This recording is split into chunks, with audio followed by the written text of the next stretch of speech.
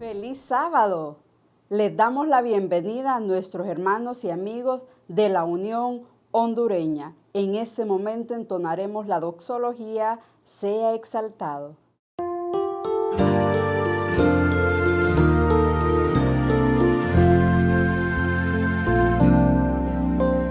Sea exaltado el Señor, exaltado en el cielo y tierra.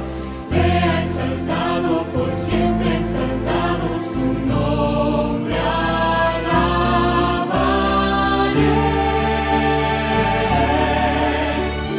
Dios sin igual, para siempre reinará. Su creación se alegra en adorarlo. Sea exaltado el Señor con mi vida también. Invitamos a todos nuestros niños a que nos acompañen. Es el momento de escuchar su historia. Feliz sábado, hermanos y mis queridos niños. Ha llegado el momento de la historia infantil. Así que pongamos mucha atención porque vamos a hablar acerca de 3 personajes que son muy conocidos y queridos en las Sagradas Escrituras. Vamos a hablar acerca de Moisés, Samuel y Jesús. Moisés fue inculcado durante un periodo de tiempo como hebreo. Su madre lo ayudó para que él pudiera tener temor a Dios. Y hacemos referencia al texto que dice en Proverbios: instruye al niño en su camino, y aun cuando fuere viejo, no se apartará de él. Aunque luego, en su juventud y parte de su adultez, Moisés fue instruido como príncipe de Egipto, muy dentro de él sabía que era temeroso de Dios. Y lo podemos ver más adelante cuando es llamado a la zarza, que ésta hace referencia a Dios, y él no lo desconoce. Sabe quién le estaba hablando. Por otra parte, tenemos a Samuel. Él fue un pedido de Ana hacia Dios y él le concedió su deseo. Esta madre hizo un voto, el cual era que iba a dedicarlo a Dios toda su vida. Podemos aprender algo interesante de Samuel. Su madre lo educó tan bien en los principios y valores cristianos que aun cuando él veía todo lo malo que los hijos del sacerdote Elí hacían, jamás se apartó del Señor. Siempre que escuchaba la voz de Dios, respondía con un heme aquí. Y por último, nos encontramos con María, una muestra de amor interesante, educando al Salvador del mundo, educándolo para esta vida y para la eternidad. Sí. ¿Por qué para esta vida? Porque tenía que caminar en medio del desierto. ¿Recuerdan cuando Jesús tenía 12 años? ¿Dónde lo encontraron? Así es, en el templo trabajando en los asuntos de su padre y enseñando las buenas nuevas de salvación. 21 años después estaba en la cruz, en donde demostró el amor que sus padres terrenales y Dios le enseñaron a tener por cada uno de nosotros. Tú también, mi querido hermano y hermana, instruye a tu niño en los caminos del Señor para que cuando sea grande no se apartará de él su palabra. Y tú, niño, obedece en todo momento a tus padres. Y cuando Dios te hable, respóndele con un heme aquí. Que el Señor les bendiga. Seguimos adorando el nombre de nuestro Dios por medio de los diezmos y las ofrendas. A continuación veremos Venid y ved, y luego entonaremos con mucho gozo el himno Todas las promesas. Si ya lo hiciste todo y el problema sigue, quiere decir que ese problema no es tuyo. Este problema es de Dios, ponlo en sus manos. Yo estaba muy emocionada como cualquier mamá esperando un bebé y que llegara el momento esperado. Entonces nació el primero y con el segundo, a los 2 años, pues ya estaba embarazada de nuevo. Y dijo, pues vamos a... Yo siempre iba yo a la iglesia, entonces oraba, pedía mucho a Dios y todo. Pero fue una noche que se fue la luz en casa. Sentí dolores y dije yo, este dolor como que no es lo mismo como el primero. Y como que empecé a desesperarme. a desesperarme y dije, no, si todavía me falta un mes, todavía no. Yo decía, no, Diosito lindo, ayúdame, porque todavía me falta, no, todavía no puede nacer mi bebé. A mí me dijeron que no iba a sobrevivir. Y me dijo exactamente lo mismo. El doctor me dijo, si hubiera nacido de 7 meses, tenía más posibilidades, pero de 8 es difícil. Se intentó, se luchó allá en Chiapas de mantenerlo, pero solo con aparatos conectados. Y me decían los médicos que no tenía caso, que él no iba a aguantar, su pulmón no estaba bien formado, que tenía problemas para respirar. Como médico te digo, tu niño no la va a hacer.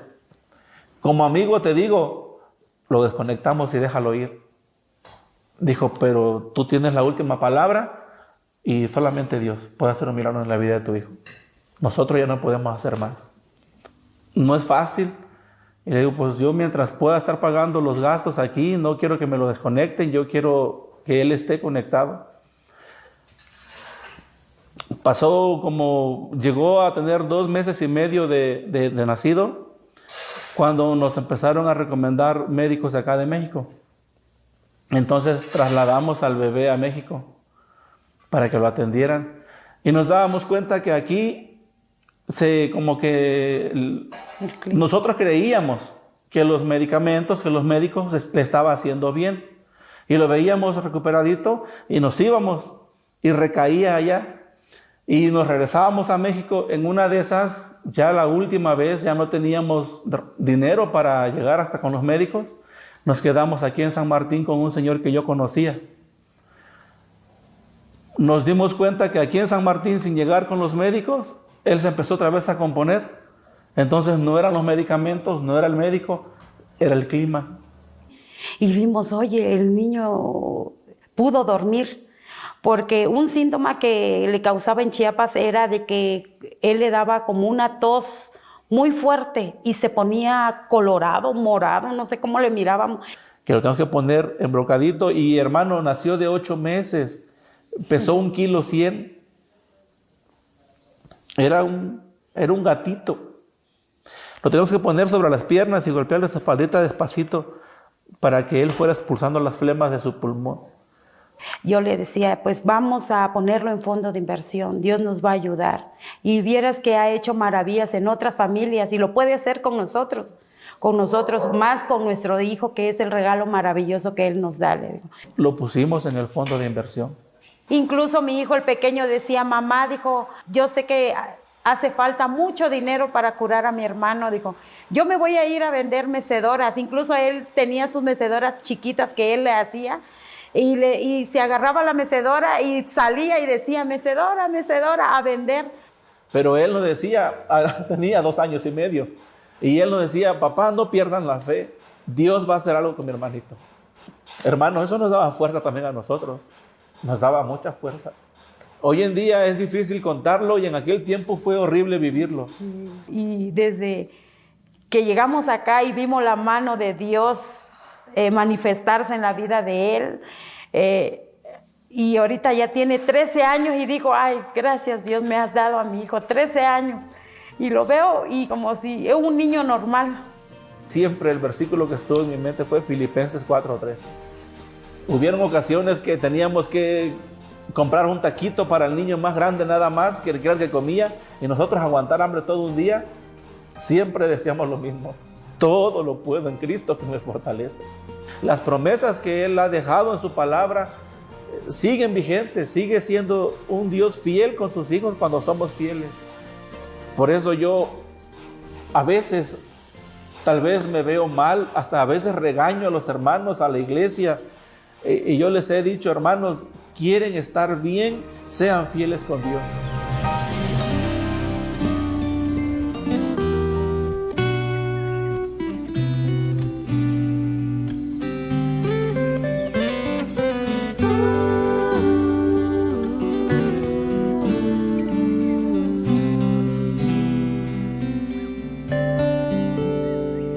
Todas las promesas del Señor Jesús son apoyo poderoso de mi fe.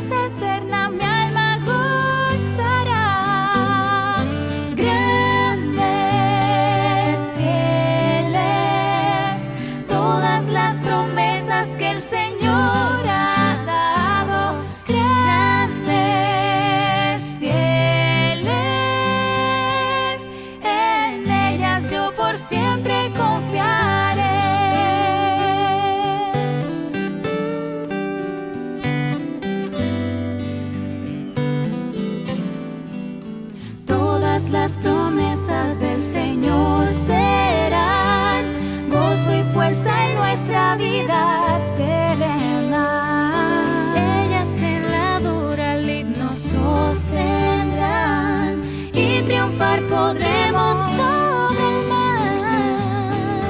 Grandes, fieles, todas las promesas que el Señor ha dado. Grandes, fieles,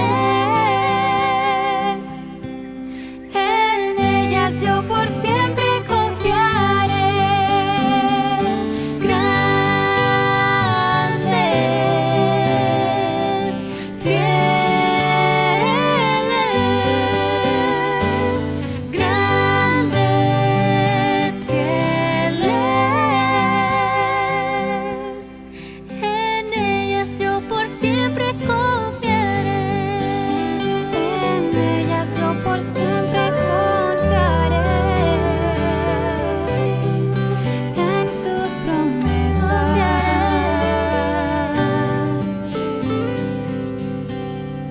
confiaré.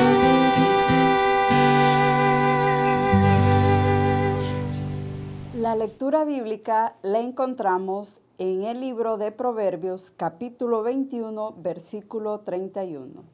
Libro de Proverbios, capítulo 21, versículo 31. Y la palabra de Dios nos dice: el caballo se apareja para el día de la batalla, pero Jehová es quien da la victoria. En este momento escucharemos palabra de nuestro Dios en labios del estudiante Londis Abella. Feliz sábado, hermanos. Es una alegría poder estar con ustedes el día de hoy. Y les saludo desde la Asociación Atlántica en este santo sábado. Déjenme decirles que hoy me siento afortunado y desde ya muy bendecido de poder dirigirme a todos ustedes. Para comenzar el tema de hoy, quiero orar para que Dios pueda acompañarnos en el estudio de su palabra en estos momentos.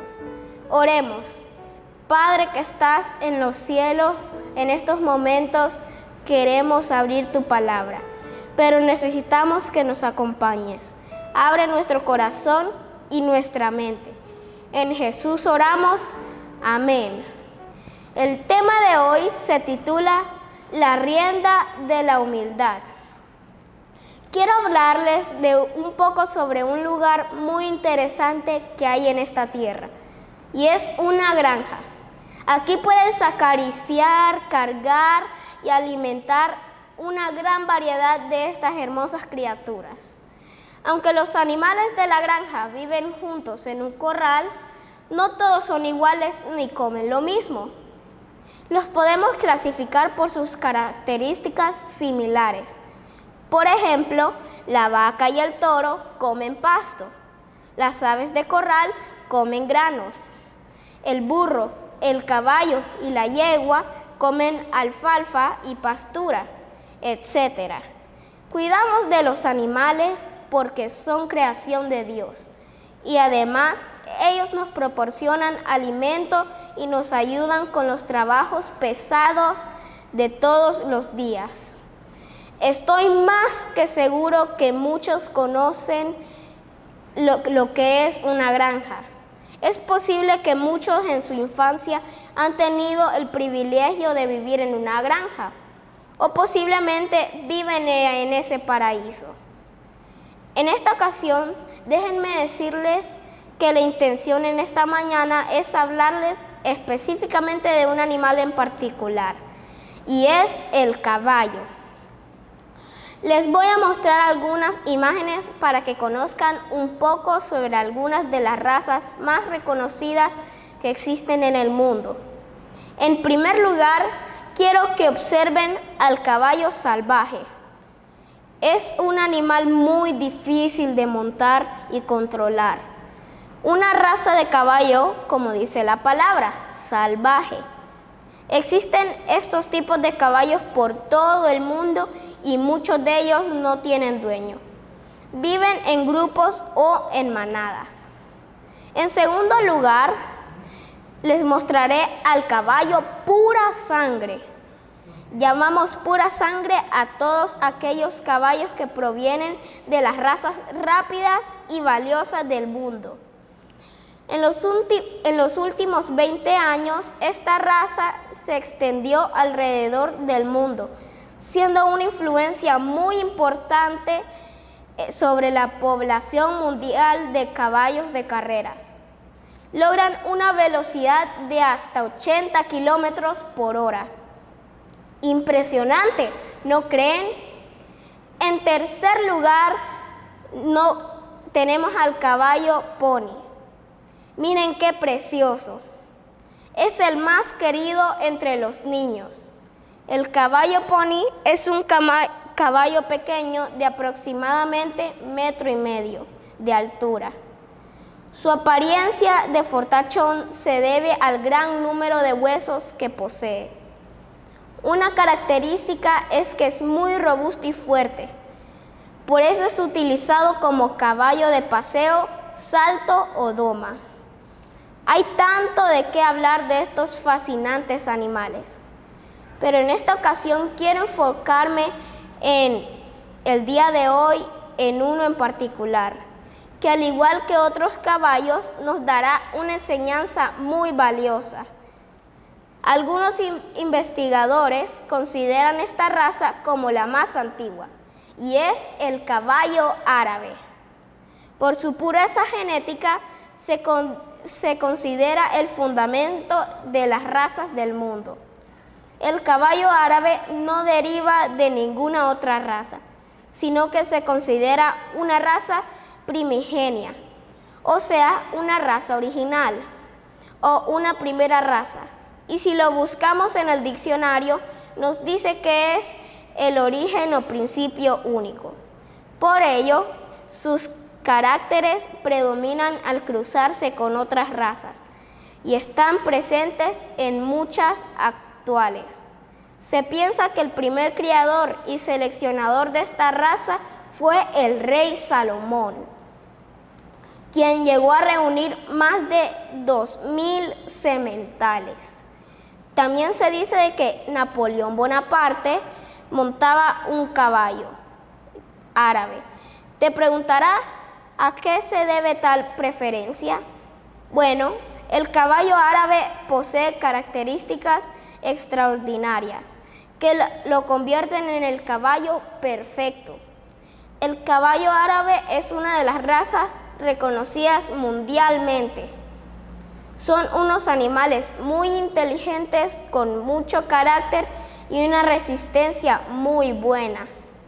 Son caballos que vivieron en el desierto y debido a esto se adaptaron físicamente para soportar condiciones extremas. Tienen un carácter fuerte y una velocidad extraordinaria. Los caballos árabes poseen huesos fuertes, densos, patas fuertes y buenas paredes en los cascos. Impacta por una elegancia. Se le ha dado el nombre el rey de los caballos ligeros. Qué tranquilidad es montar un caballo manso.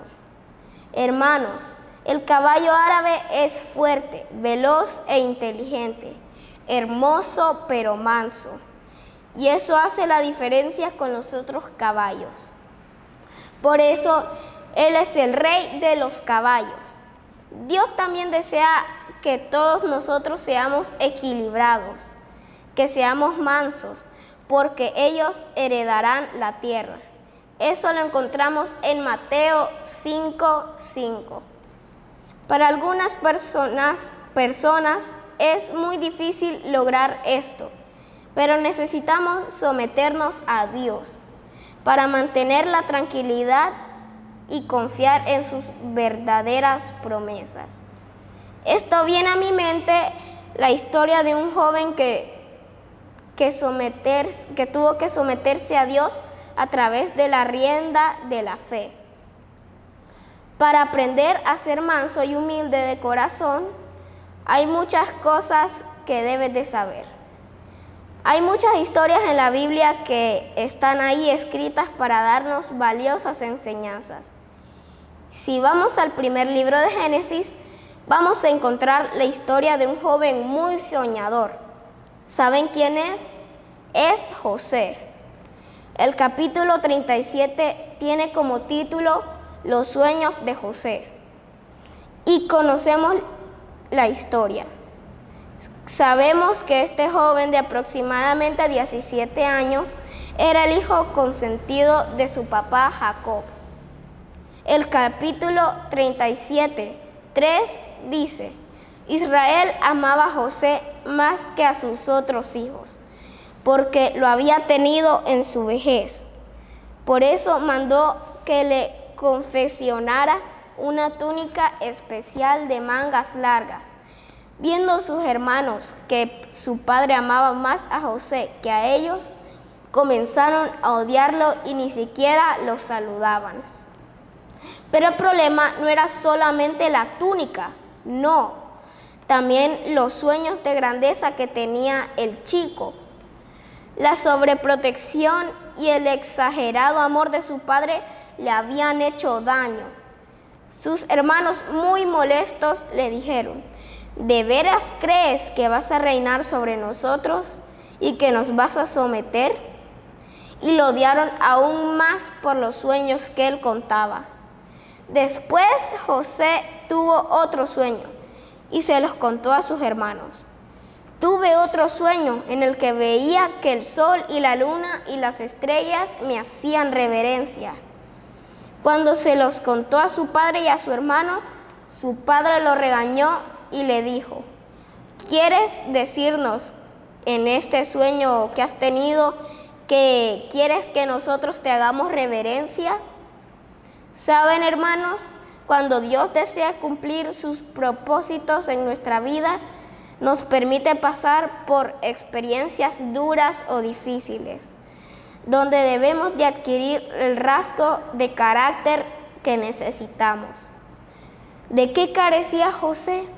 Necesitaba las riendas de la humildad, del dominio propio, de la fe. Y Dios permitió que José pasara por toda esta dura experiencia del rechazo de sus hermanos, la esclavitud, y por si fuera poco, le permitió pasar por la prueba del encarcelamiento, porque era necesario para su salvación. Todos conocemos la historia de José y vamos a ver qué parte de su vida José se sujetó a las riendas que nos llevan a Jesús. Cuando iba en camino a Egipto como esclavo, recordó las promesas de Dios para sus hijos. Pidió que el guardián de Israel estuviera con él. No sabía lo que le esperaba en aquel país extraño, pero la experiencia de ese día fue un punto decisivo de la vida de José. Porque la esposa de Potifar un día hasta lo quiso seducir y le dijo: ¿cómo haría tal cosa y pecaría contra mi amo y mi Dios? José creyó en el Dios de Jacob, su padre.